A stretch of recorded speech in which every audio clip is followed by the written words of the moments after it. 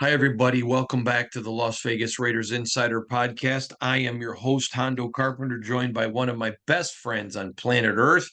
He's the editor and publisher of the terrifics, thespun.com. You need to make the Spun part of your daily life. Let me tell you, it is one of the first things I read in my favorites every day.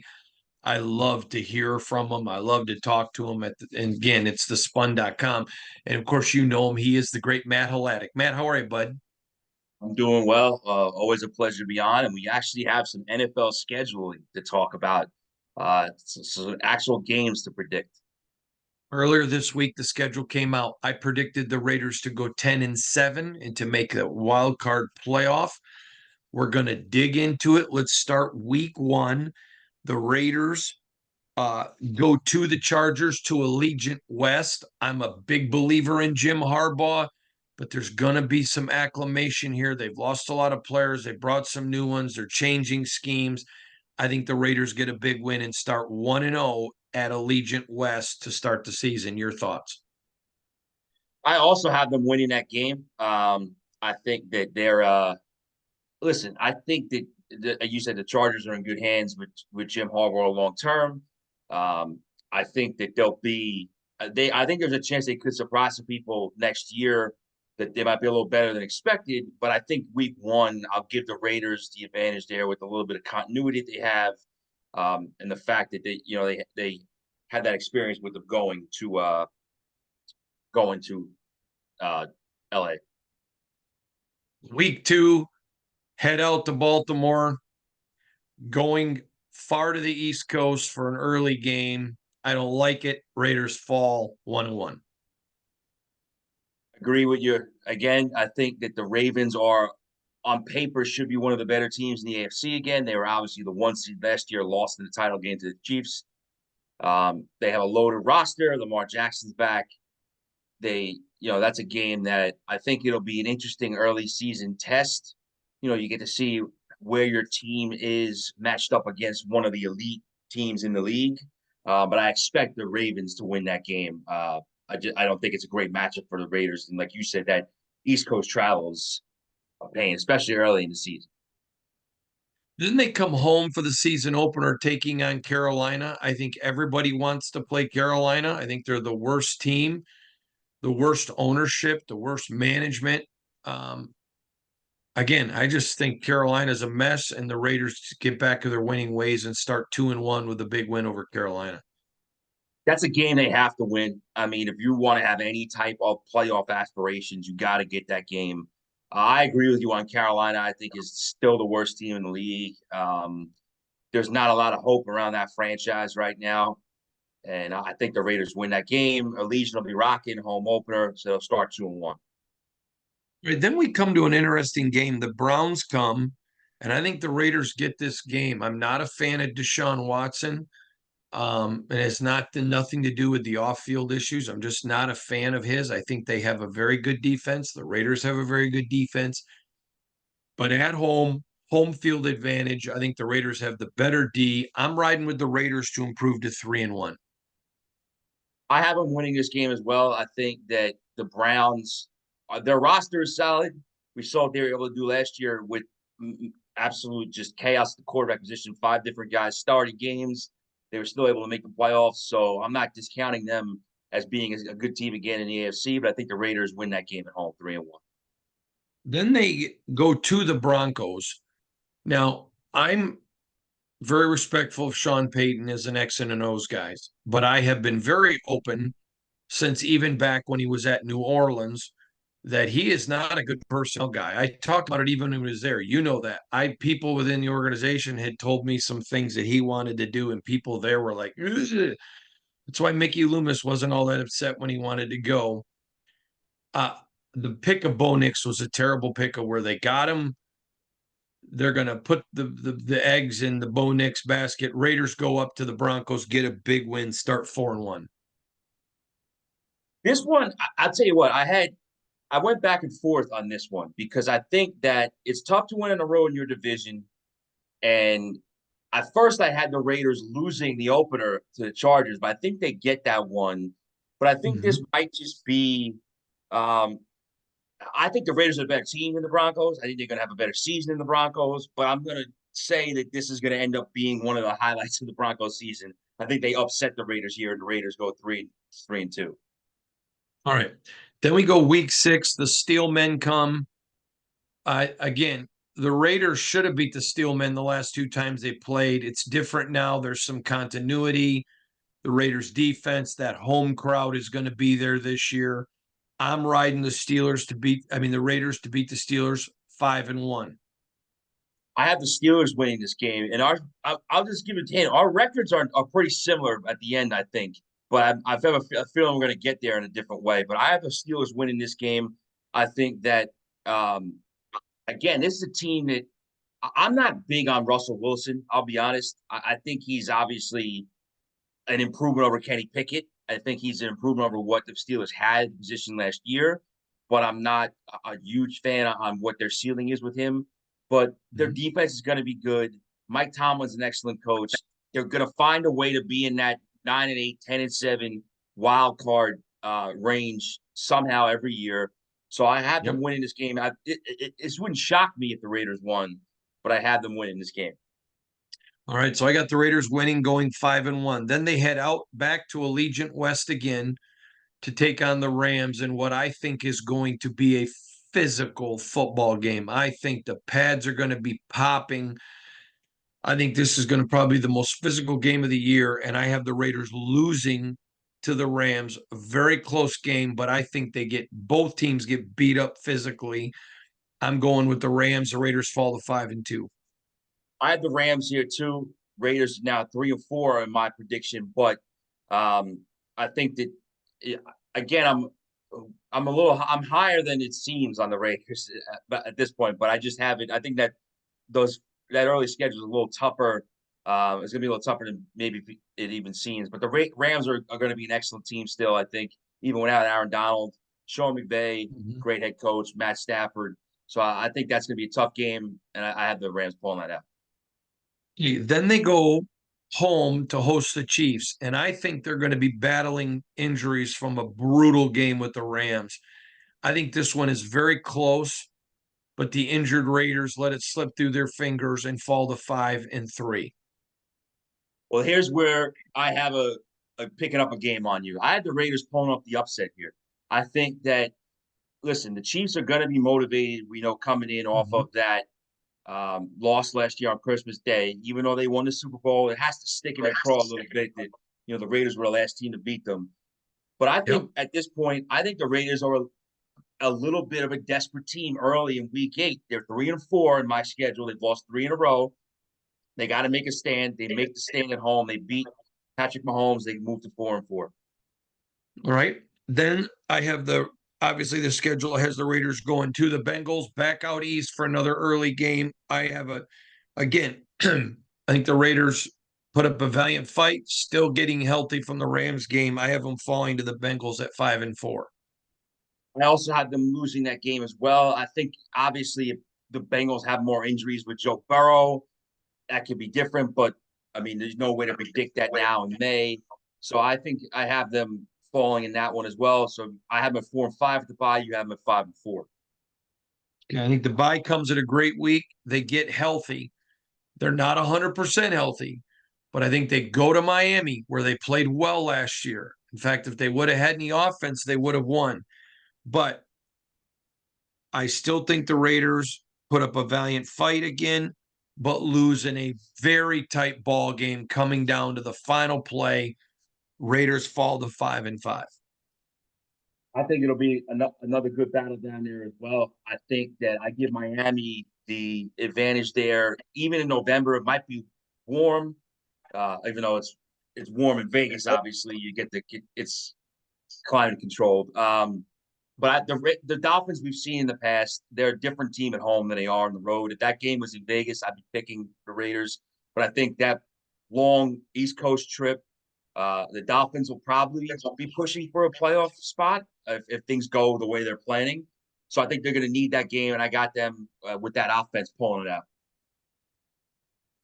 All right. Now, week 12, the Broncos come back. And to me, the Raiders are absolutely resurgent. The Raiders are finally healthy, and I think they just get the series sweep again of the Broncos and take care of them at Allegiant Stadium, and prove to 6-5. I have this as a win as well. I know I had the Broncos winning that game in Denver, but I'm not really big on their chances this year. I think the Raiders take care of business at home.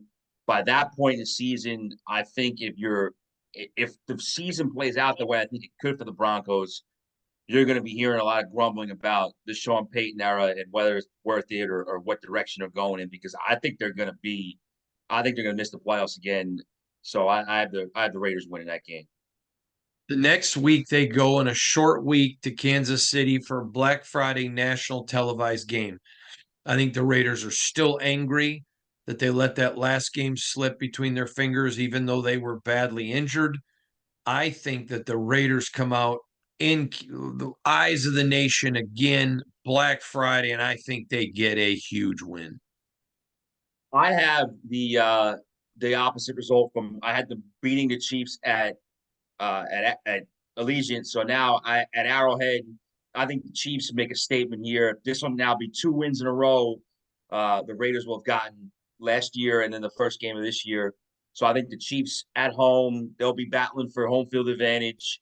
It was a national TV game, holiday, standalone game. I think the Chiefs get that one. They want some revenge. All right, so I have the Raiders at 7-5 after the second Chiefs game. Week 14, they head out to Tampa Bay. And I struggled on this game. I had it 5-5. And when I'm 5-5 in my, because I evaluate 10 things, I always give the advantage to the home team. So I think this one is a squeaker. I think an uncharacteristic mistake by the Raiders. You know, they're a team that's dealt with penalties. Maybe they have a couple of key penalties in this game. Something uncharacteristic. It's 5-5. I'm going with the Bucks because they're the home team. I have the Raiders losing, falling to 7-6.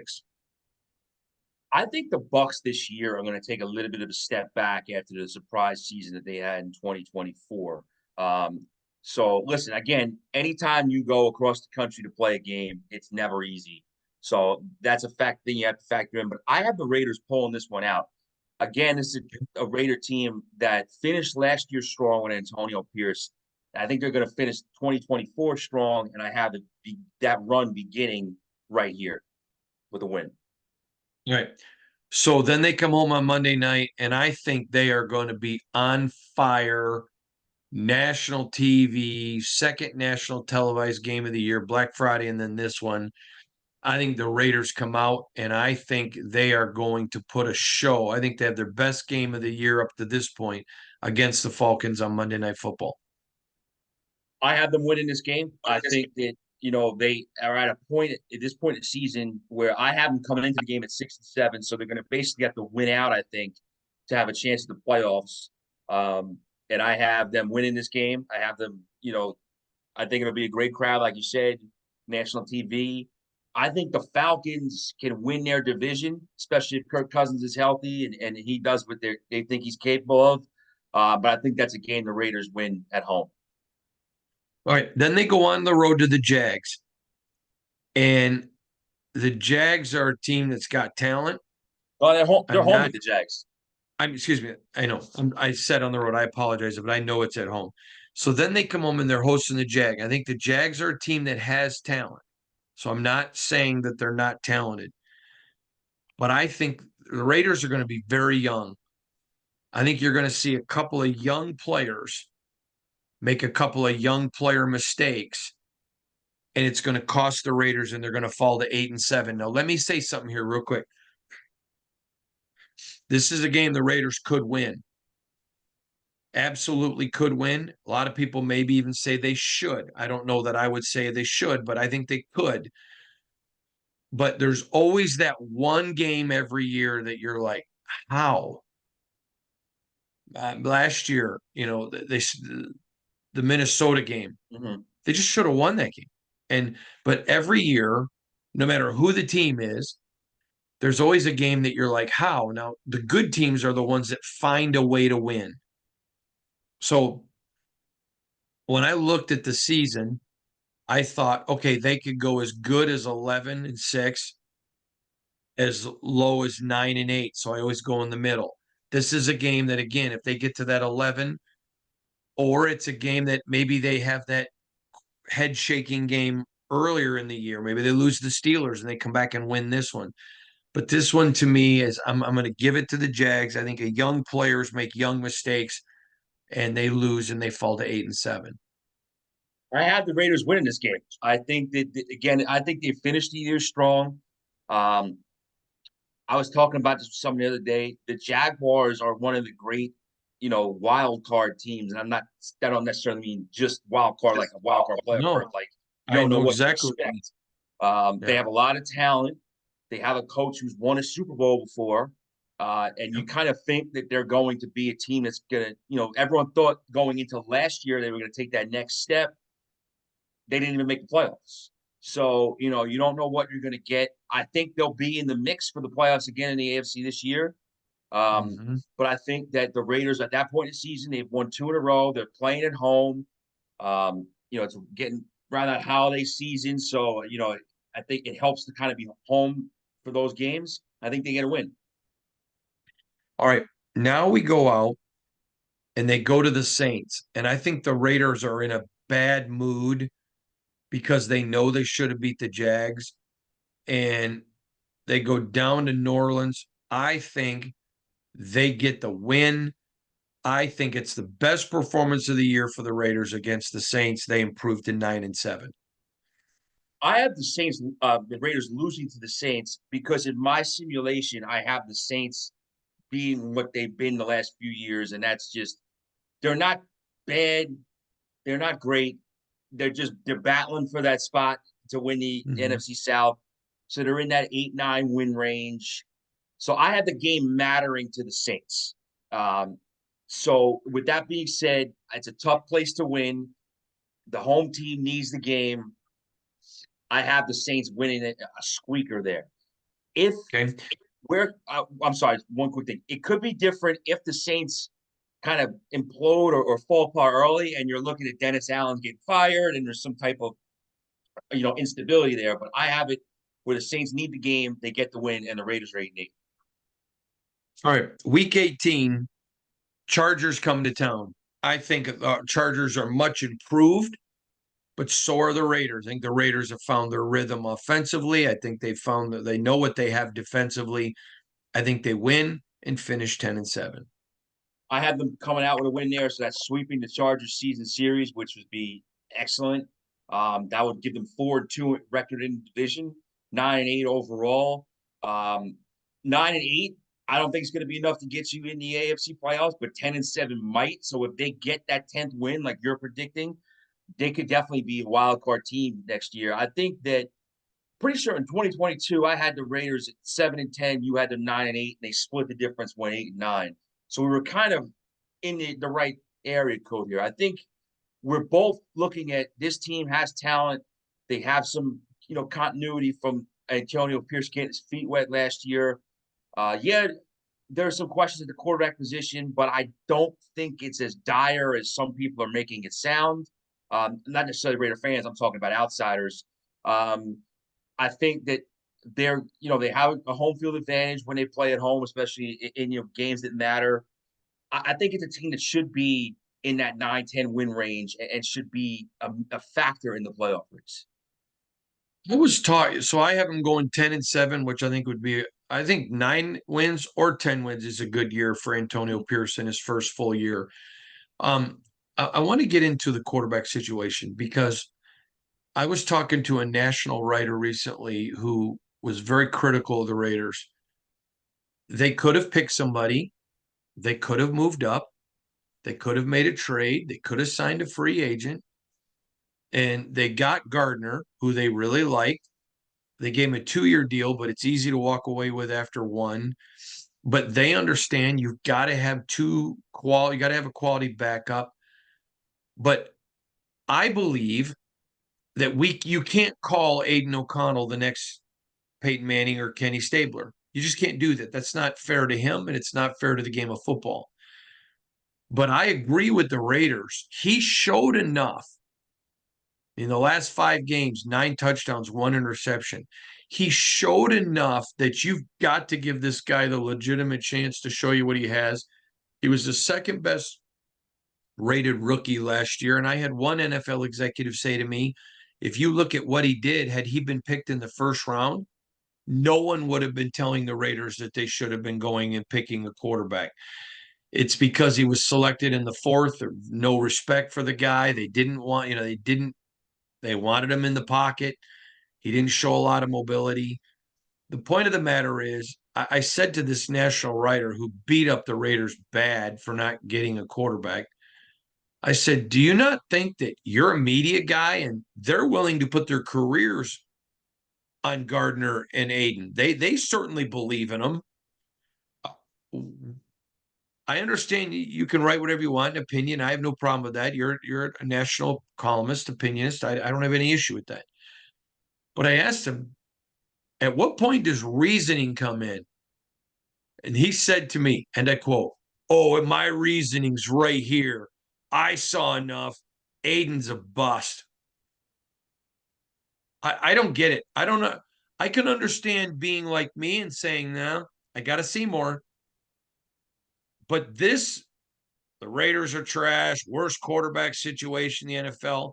That's a joke to me. I don't get this. Help me. Help me. Well, I don't think they have the worst quarterback situation in their own division. I think the Close. worst. I think the situation in Denver is worse. But Far anyway, worse. I think when you look at how the Raiders approach the quarterback position, you have a guy who Gardner Minshew has shown can be a capable backup spot starter. Can win some games for you. Aiden O'Connell is still evaluating what he can be. They saw enough to give him further evaluation. So I think the Raiders are aware that they might not have their next franchise quarterback on their roster right now. They might be in the market for one next offseason, depending how this season goes. But Yep. I also don't believe, and again, we've talked on here before about how paramount quarterback play is. 8 teams have guys they know they win because of. 8 guys have teams that have guys they know they can win with him there, and the other 16 are still searching for that. So you have to keep searching. You have to keep looking to find your franchise guy. But I also don't believe necessarily in forcing the issue just to take a quarterback. I agree. If you don't believe in the guy, then don't spend a lucrative free agent deal to bring in an outside free agent. Don't trade up or don't stay pat and pick somebody that you don't believe in, because that's a surefire way to just burn more time, wasting time on a guy that you don't have conviction on. So Mhm. I think the Raiders understand that they're not a Super Bowl team this year, and that's fine. So they're going to continue to build their roster and evaluate the quarterbacks they have, and then decide after the season, okay, what do we want to do for 2025? Do we have to target somebody in the draft, even if it means trading up? Do we have to make a trade? Do we have to go the free agent route? I think that's their plan, and I think that's fine. I think they're not the only team in the league that's going about it that way. Here's the thing I don't get is if they just got Brock Bowers. Mm-hmm. All right. If they would have selected a quarterback in the first round, they wouldn't have gotten Brock Bowers. And you don't know that you don't have a QB1 in Aiden. You don't know that. He did everything they asked. Let me tell you, Antonio Pierce and Tom Telesco have been singing this kid's praises the whole offseason. They believe in him. And to have gone and got a quarterback, then what happens if you find out, wow, Aiden was who we thought he was, and now we're stuck with this guy that, we're not going to play. I'm just saying, I think they did the wise thing. Hey, we're not a Super Bowl team, but if Aiden's who we think we are, we just hit a jackpot getting Brock Bowers and the way we drafted, and we've got him on a cheap deal. If he's not, we're a better team to be able to showcase to a free agent or a rookie. Now, this takes us to our next segment. Everyone's like, oh, next year's a horrible rookie class. You don't know that. Nobody knew about JJ McCarthy this year. I mean, they knew who he was, but nobody thought he would end up on most draft boards. Of the good drafting teams, he was either QB1 or QB2. Everyone knew about Drake May and Caleb Williams, but a lot of people thought this was going to be a bad class. The point of the matter is the Raiders are investors and not gamblers. They're being smart. And to me, that's a new era in Vegas. And that should excite the fans more than whether they got a quarterback or not. I agree. You don't want to chase uh, the position. Again, it's the most important position in the league. You have to get one.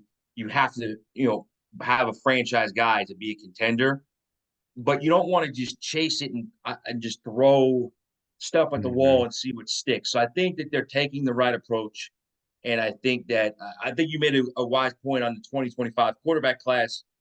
On paper, right now, it looks weaker than this year's, and it doesn't seem like there's a Caleb Williams, Drake May type prospect that's going to get that hype. But we don't know what's going to happen in the next 7-8 months when the college football season's over. Who's going to perform well? Who's going to put themselves in position to be drafted high? Because going into the 2017 season, people didn't think that Baker Mayfield was going to be a number one draft pick. Going into the 2019 season, people think Joe Burrow was going to be the number one overall draft pick. Kyler Murray. These are all guys who showed some things. They were no people knew who they were, but their stock just took off with a huge season. And you don't know what's going to happen on the college level this year. You also don't know what could happen in terms of if a quarterback becomes available via trade or something like that. So I think the Raiders are approaching it in a fine way. Yep, I agree with you 100%. All right, I appreciate you so much. Real quick, did anything stand out to you with the schedule release? Oh, we've talked about it before. I hate to be cynical, but it's crazy how many different streaming services and how many different outlets and things that the games are on. And I think that here's the reason why the NFL does it. Obviously money, but they know that we in the collective we are going to be tuned in. We're gonna be watching that game that's streamed on a playoff game exclusive streaming service. We're gonna be checking out the Friday of Labor Day weekend, the game from Brazil. We're gonna be tuned in, whether it's we have to borrow somebody's account or do whatever to the Christmas games on Netflix. The NFL knows they can do whatever they really want, and they just have the fans locked away. They have them locked up. So that's why. So that was probably the one thing that really stood out to me. So I was talking to an NFL executive, and he reminded me how when they went to Fox, people said, "Oh, nobody's going to buy cable." Well, they did. And you look at Amazon, and Amazon got about half of the number of viewers on normal TV, but sent their subscriptions through the roof, and people shopping at Amazon paid for that. He told me, he goes, my only concerns, he goes, I don't think Peacock is gonna make it. He goes, I don't think that's gonna be a viable streaming service. He goes, I like the idea of Netflix. He goes, I like the idea of Amazon Prime. Because, but those are the only two that I really like as a streaming because they're broad. He goes, I think with you go with Apple TV.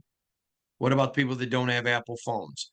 And he goes, and that's a huge segment of the market. He goes, and people aren't going to switch a phone. At least he said, according to his research, for a game. He said, but I'm only concerned. He goes, keep it on Amazon, keep it on Netflix. He goes, I'm all in. He goes, but start proliferating. I'm concerned. Do you agree with that? I think eventually you might need to see it pared down a little bit in terms of where they have games and where they stream. But I think right now the league is understandably looking to expand it as many different directions as possible because everything they've done so far has worked out for the most part in terms of, like you said, making money, selling subscriptions, expanding that ever important footprint that every league and network talks about. So I don't know. I mean, I don't see it slowing down anytime soon. Now there's different rumors going around about all these different streaming services combining, or at one point you'll be able to kind of stream all the sports channel, all the sports networks together. Um, so the future of TV, or future of entertainment, I should say, is still very much developing. But I think the NFL is just going to consistently push to see how far they can move the envelope. All right, last question. I love Hard Knocks. You love Hard Knocks. Then they went to mid-season Hard Knocks, which I thought was fascinating. Now they're doing off-season Hard Knocks. Thoughts? Well, the Giants are on it, so that'll give me more incentive to watch it. I think it could be interesting to see what a team's process is like during the offseason with the draft, the combine, free agency. Again, one of my issues with Hard Knocks recently, I feel like it's been super edited. And again, it was always edited, it was always curated a certain way, but I feel like it's been really buttoned up lately compared to what it had been in past years. Um, I'm interested to see if the offseason one catches on, because here's what happened. The Giants have resisted Hard Knocks forever. John Mara never wants to see them do it. I think this was the compromised way for them in the NFL and HBO to say, "Hey, we get another New York team. You guys fulfill your duty, but you don't have to worry about the training camp with the cameras and stuff like that. So you get to do something new." And it's the Giants' 100th season this year. So Mm-hmm. does it become sort of like a special thing? Like, this was a one-time thing, or does it do well where you say, "Oh, we're going to pursue this, every year," where it becomes an off-season Hard Knocks and a training camp Hard Knocks. So it'll be interesting.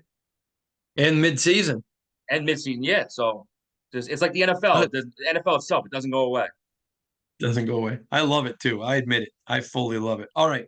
He is the great Matt Hladek from thespun.com. Check him out. Appreciate him. Make thespun.com part of your favorites. Matt, hold on the line. I got something I want to talk to you about. Tell everybody where to find you on social media.